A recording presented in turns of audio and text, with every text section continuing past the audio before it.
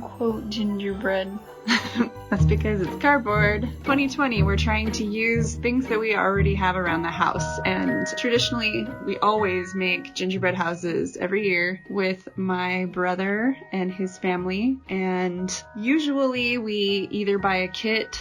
A couple of years ago, we designed and baked our own, cut out the dough in our own specific shapes and made those, but we still bought the icing. And one time we used graham crackers and designed our own. We kind of did these fancy graham cracker houses. We did graham cracker houses with my brother and his family. They're our isolation buddies. They're the only people we've shared air with since March. But we made some little graham cracker houses with them, and then we made these cardboard houses later on. We're using cardboard because we wanted to be able to do shapes that you can't as easily do with cookies, like shapes that you might see somebody on Great British Bake Off making, but your average home baker, not so much. So cardboard is readily available right now. We've got lots of cardboard around, and it's pretty easy to work with.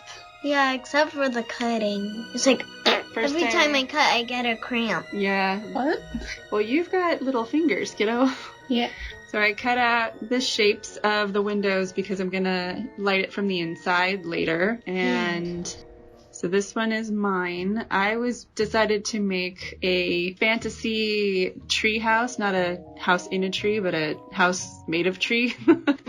So I cut out the base, the bottom part, and then I made some branches off of the top part, and then I reinforced them with some wire so that I could kind of bend them to the angle that I wanted them to be.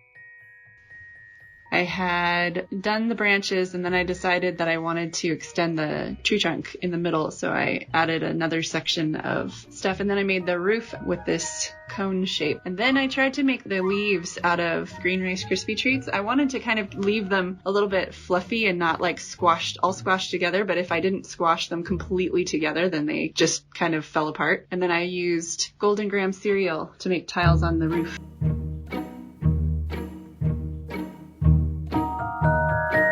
Making ours. Yep. So what did you guys do? We both did mushrooms, but completely different mushrooms. So Tyler's mushroom is sort of a 3-dimensional round mushroom, and Sam did one that's it's like it's extruded, the original shape. So she drew the shape she wanted. Ty cut it out for her. She traced it and then cut another piece. I think you guys spent a solid 20 minutes dissecting the cardboard here. You guys were just delaminating the different parts. This is how we made Ty's roof piece. So it's ram board. It got soaked in water and then pressed between 2 bowls with some slits cut in it so that it could make the shape, and then hot glued. And so Ty got this nice roundy mushroom cap. Now we're decorating. So what are you doing, kiddo? I'm making it like snowy and not grassy because, it's winter. Mm-hmm. Me too. I made mine snowy too. And I made a little pathway, and most of the stuff I worked on was the ground. I've never successfully made royal icing before because I avoid eggs because Dad's allergic. But this year we used Alton Brown's recipe. The first batch was runny because I misread the directions, but the second batch was great. So the candy from this is all leftover candy from multiple years of doing gingerbread houses. The kits come with candies, and every year there's a little bit left over, and I've just been hoarding it for years and years. There's a box that's in the cabinet over the refrigerator that we can't reach that has gingerbread house candy stash. The only thing that's fresh is the cereal. The cereal, yeah. I got and cereal. And the marshmallows. I like using cereal on gingerbread houses because it's lightweight and more textured, so it tends to, even if you've got terrible icing, it sticks really well. And then I made these little marshmallow mushrooms to go with the mushroom house, where I just took these little heart marshmallows, put them upside down, and then glued a little regular marshmallow to the bottom. And they were a little tippy, but it worked. Look at that little village. It's like a little nature village. We got the tree in the middle and then the 2 mushrooms. Yeah. There it is, lit up. We just used little votive candles in there. Yeah. The light inside is one of my favorite parts. It is? I'm glad you like it. It's one of my favorite parts, too. Here are the graham cracker houses that we made with your little cousins. So this was all with the drippy icing. So it was a challenge, but you guys did a really good job. We hot glued them together, so they're not edible, but it makes it easier to put them together. If you want to cut the graham crackers, then you wrap them in a damp paper towel and microwave them for 15 seconds, and then you can cut them, but you got to be quick because they get hard again really fast.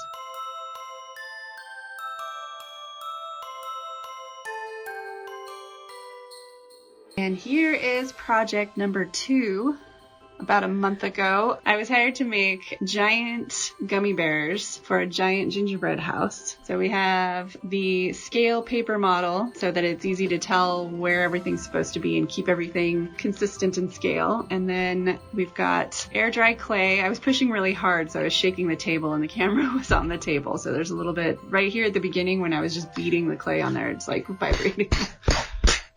Once I get all the clay on there, it doesn't do that anymore. So I'm sculpting a big old gummy bear. There's 4x4 from we had a trellis in the backyard that was super old and kind of rotting. So we've got little chunks of the trellis. Any of the parts of the wood that weren't rotten are now in our wood stash. And there's a chunk of that wood inside the bear. That way I don't have to use as much clay and it won't take as long to dry. The downside is that the clay shrinks as it dries and the wood doesn't. So as he dried, I had to do a lot of crack repairs, but I just used more air dry clay and it was okay.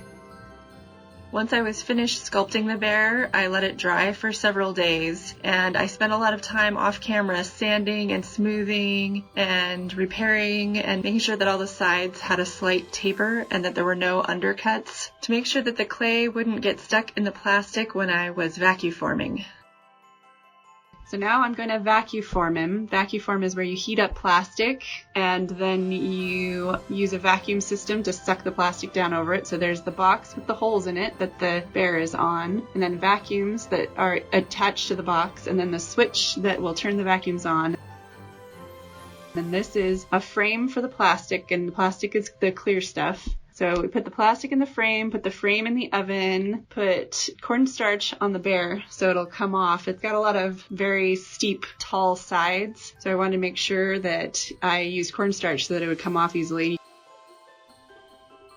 Then you put the plastic in the oven. The plastic will start to sag when it gets hot. It's a little hard to see because it's clear, but once it's hot, then you take it out and you put it over the mold and you turn on the vacuums and suck out all the air, and it sucks the plastic onto the mold. The great thing about Vacuform is that once you have the box and the mold, you can make a lot of lightweight copies for very little money. You can use the inside of Vacuforms as molds, so you can make chocolates, or you could make little plaster pieces. So here's all of our gummy bear army. Gummy bear army. Yep. In all its glory. Yeah, and then I took them outside and spray painted inside the mold so that they're protected. So they're weatherproof. The gingerbread house that they were going to be on is outside. So then we let them dry. They look pretty good, but they still need to be cut off of their bases. Yeah. So this is what they looked like right after painting. They're pretty cool. I like how shiny they are because they're just the plastic. We used Pet G this time for the plastic. It was super awesome. This is me drawing a line all the way around to cut out the bear. I made them extra tall so I could just cut a chunk off of them because the bottom part where it connects to the box was always going to be a little funky. So I found a book that was the height I wanted, and I just stuck a Sharpie on top of it and dragged it around and then cut it with scissors, and there they are, little gummy bears. Well, big gummy bears. These are the colors that they wanted for the gingerbread house. The red, green, orange, and yellow. I love The traditional Haribo colors, except for, is it Haribo? Haribo? Except for the white. Here are there white gummy bears?